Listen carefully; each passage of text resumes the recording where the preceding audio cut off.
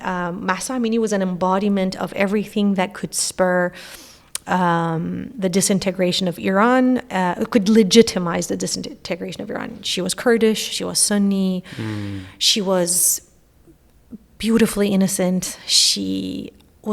We saw her on camera. I don't know if you saw her.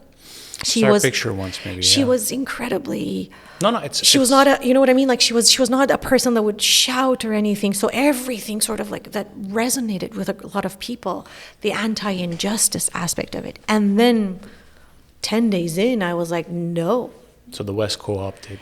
And they were waiting for something to happen. It's like they were sort of like planning. Arab Spring, for example. Yeah, they were waiting for it, and a lot of things didn't spur this, didn't create this reaction, and then this one did, and they're like, now it's time to go. So they sort of played all their cards. So this was a whole operation of regime change in my mind, because pinkwashing is the method of regime change, the American method of regime change. So it happened in Afghanistan in the name of freedom of women, there too. Iraq, the same thing. So yeah.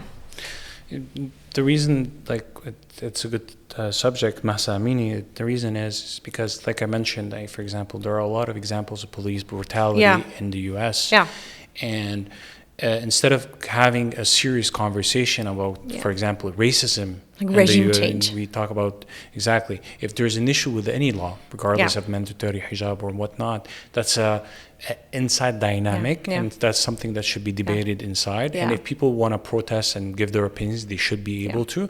But at the same time, that doesn't mean that there should be one regime change, or there shouldn't be explosions in the West, basically, like you mentioned, firing the ambassadors and whatnot, preparing for war, for something that's a domestic challenge and that should be resolved domestically in tells you something. Yeah, exactly. Yeah, it tells you something about the whole idea of regime change, which invests very much in an opposition stance that Iranians, according to a historian, I always quote this, it's a classic, they're anti-establishment. They were during the Shah, they were before that. I always say this, I sound like a broken record, but that's important to know, and that's something to work on as an ethical resistance. You need to know what is a family feud and what is not. And if we have survived so far, it's because we've looked at our problems as family feuds.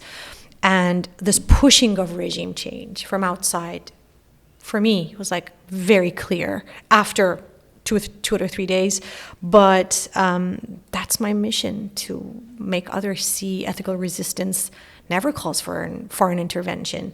I gave an example of an egg in one of my talks.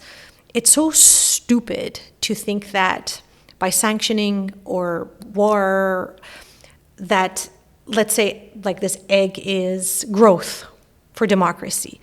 It's so stupid to crush it in the hope that a chicken will come out. But our imaginations, that's why I think the first question you ask is very important, but our imaginations have been so much colonized. Imaginations about social and political change has been so much colonized that we don't see a problem with this egg approach. You crush it. So yeah.